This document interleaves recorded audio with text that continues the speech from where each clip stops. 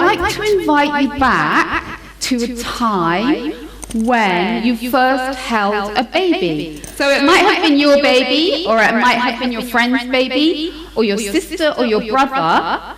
And I'd just like to ask you now, hold that baby again.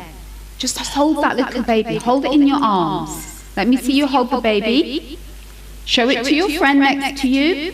Oh, look at my beautiful baby. Oh, such lovely eyes. Just like their mama. So beautiful. And remember the first time you held your baby and you looked at your baby, and think now, maybe close your eyes for a minute and remember all the feelings that you had. Remember how you first felt when you looked at your baby. And maybe these were some of the feelings. So lay your baby on your lap now so you can concentrate. So maybe, I know the first time I can remember holding my baby and thinking, oh my goodness, I'm somebody's mother. Oh, I don't know about this. I'm not sure if I'm ready. But I have the baby now, so I have to do something with it. And I wish I had these wonderful resources to have those videos to just give me a clue about what I could do, about how I could help my baby's brain grow and learn about science just by playing with them with a torch. How amazing is that? It's simple, but it's things that we just don't know. Or sometimes we do things like that, but we don't realize that we're teaching our baby about relationships and language and science and curiosity. And this wonderful website, this wonderful book, it shows us how great we are and things that we're just doing naturally in the day. Oh, these are the reasons why I do these things, and this is what my baby is learning. So you can go and tell everybody then how fantastic you are, which is great, and show them in a book. I do this, see? This is what I'm doing for my baby.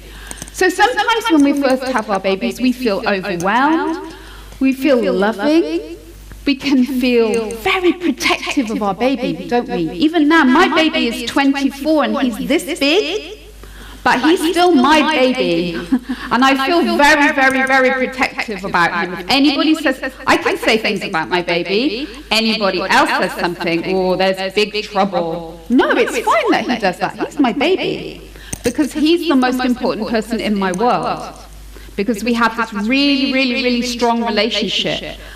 And I've been through some really difficult times with my child, not just with his behavior, but he's been very sick some of the times, and we've had some very dark times. But the thing that always kept us going was we had this amazing relationship.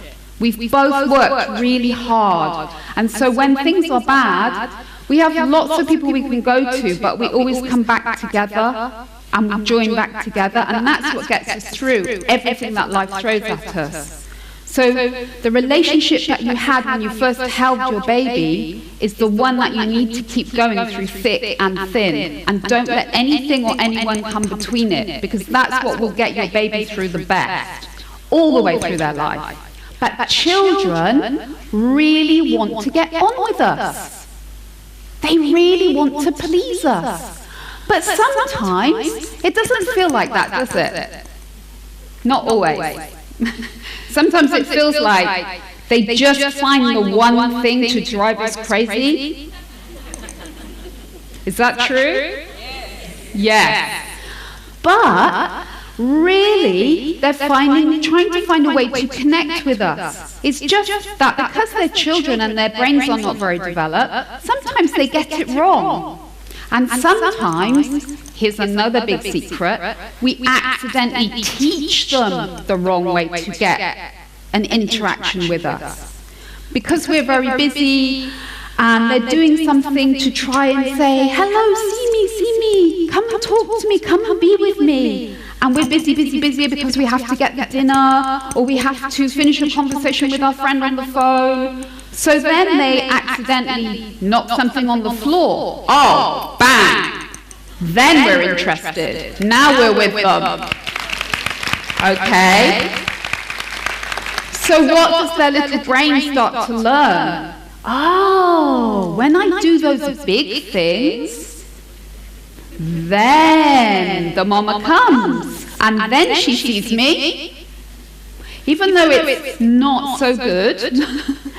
But then we teach them, when you're doing the, hello, come and play with me, nothing. When you do the, bang, oh, she comes then. So accidentally, we teach them how to get that connection and that relationship with us. And then what do? We tell them off for it. Isn't that crazy? So we need to really think about this. This is the importance of spending time doing things when they're just relaxed and happy, and not when they're doing the things we don't want them to do. Otherwise, that's all they have as a way to learn. So, parenting is about dancing a dance with your child. In the beginning, you have to learn the steps together, don't you, of the dance?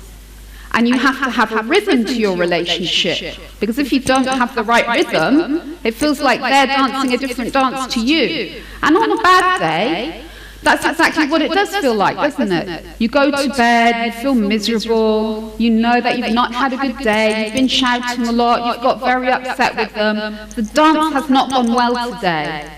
But you can get up the next day, put your dancing shoes back on, because your child will have them on already. Because your child always wants to dance with you. Every day. Tuning into the rhythm of our child and the rhythm of the relationship. It's so important. And this is why. This is what's happening in your child's brain. So on the left-hand side are the brain cells that your baby is born with. Now they're nearly the same number of brain cells that you have for the whole of your life. The trick is, what you are all doing every day is you're connecting up your child's brain cells. Because how you behave and how you interact with your children builds up the connections in your child's brain. This is a newborn. Next one is 3 months old. The next one, 15 months. And get ready now, don't fall off your chairs. 2 years. So by 2 years, that's how much your child's brain has developed. So that's how important your job is.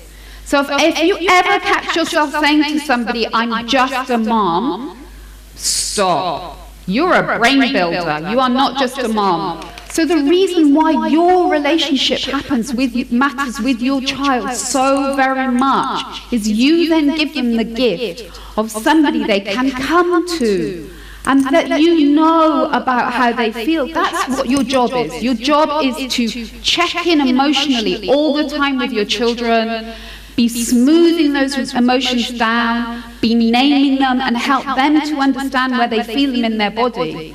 And then you give them a very, very precious gift for life.